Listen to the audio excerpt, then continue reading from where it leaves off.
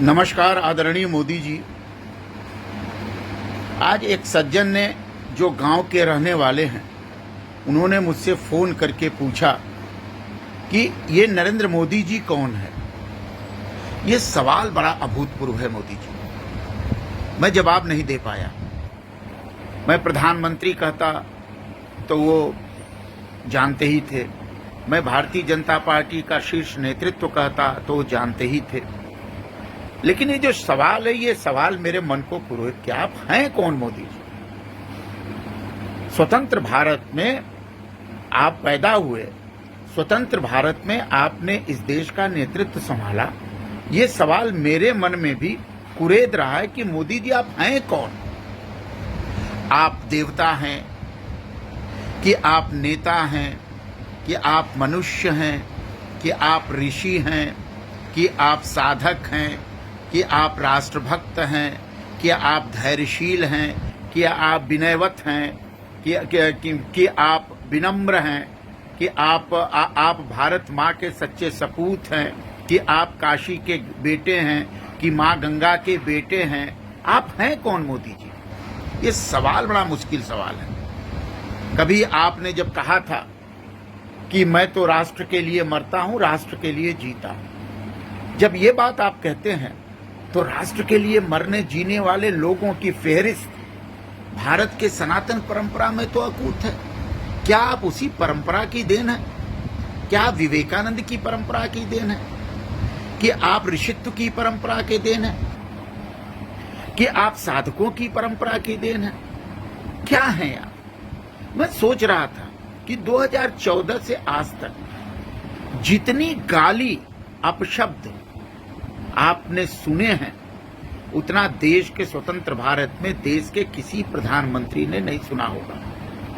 जितना भी कई प्रधानमंत्री हुए, इंदिरा जी हुई, वीपी सिंह हुए, राजीव जी हुए, नेहरू जी हुए, लाल बहादुर शास्त्री जी हुए, तमाम तरह के प्रधानमंत्री, बड़े प्रधानमंत्री हुए, लेकिन जितनी गाली 2014 से आज तक आप सुन रहे हैं कि मुझे लगता है कि गालियों की डिक्शनरी में कोई ऐसी गाली नहीं होगी जो आपको न दी जाती रही हो।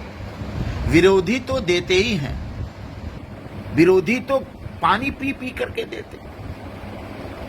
जो तमाम तरह के हिंसा कर रहे हैं, आतंकवाद कर रहे हैं, पत्थर चला रहे हैं, बहु बेटियों का अपमान करें, वो भी आपको गाली देते हैं और इन गालियों को आप पचा जाते हैं।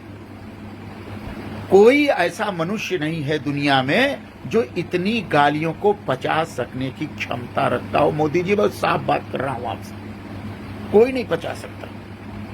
आदरणीय पूज्य माता जी के बारे में अनाप शनाप, आपके पारिवारिक व्यक्तिगत जीवन के बारे में अनाप शनाप कौन बर्दाश्त करेगा। बर्दाश्त की एक सीमा होती है मोदी जी ना, लेकिन आपने बर्दाश्त किया और जवाब आप देते नहीं। गाली वाले गाली देते देते थक जाते हैं, फिर भी आपके मुंह से एक शब्द अपशब्द नहीं निकलता। आप क्या हैं मोदी जी? ऋषि हैं? ये तो ऋषि ही कर सकता है, ये तो साधक ही कर सकता है, ये तो तपस्वी ही कर सकता है, ये तो सच्चा भारत मां का भक्त ही कर सकता है। आज आप देखिए, ज्ञानवापी प्रकरण, मथुरा प्रकरण 1-2 महीना पहले उठा, फिर एक विवाद, पैगंबर पर एक विवाद का मामला उठा। इन सारी घटनाओं से आपका कुछ लेना देना नहीं है, ये जनता कर रही है। आपकी पार्टी का भी लेना देना नहीं है, ये जनता कर रही है। आप एक्शन भी ले रहे हैं, आप कार्रवाई भी कर रहे हैं, लेकिन सारा का सारा गाली, सारा का सारा अपशब्द, सारा का सारा दुर्व्यवहार आपको ही सुनना पड़ रहा है। आपको ही केंद्र मान करके सारी बातें हो रही हैं और आप काम कर रहे हैं।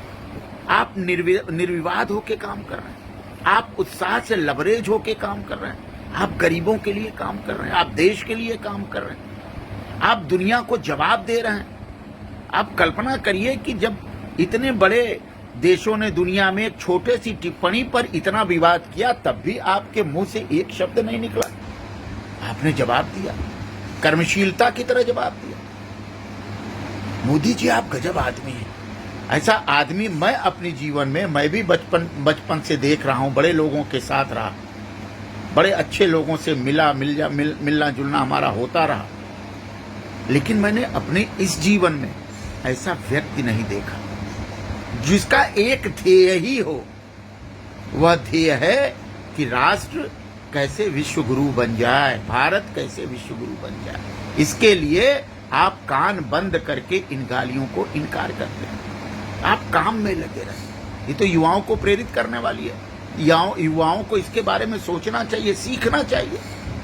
लेकिन मोदी जी, मैं बहुत चिंतित हूं कि आप हैं क्या। एक बार इसका जवाब दे दीजिए। मनुष्य तो आप हैं, कष्ट तो आपको भी होता होगा, गुस्सा तो आपको भी आता होगा, सोच तो आपकी भी होगी, उद्वेलना आपको भी होती होगी, अहंकार आप में भी मनुष्य हैं तो छुएगा ही।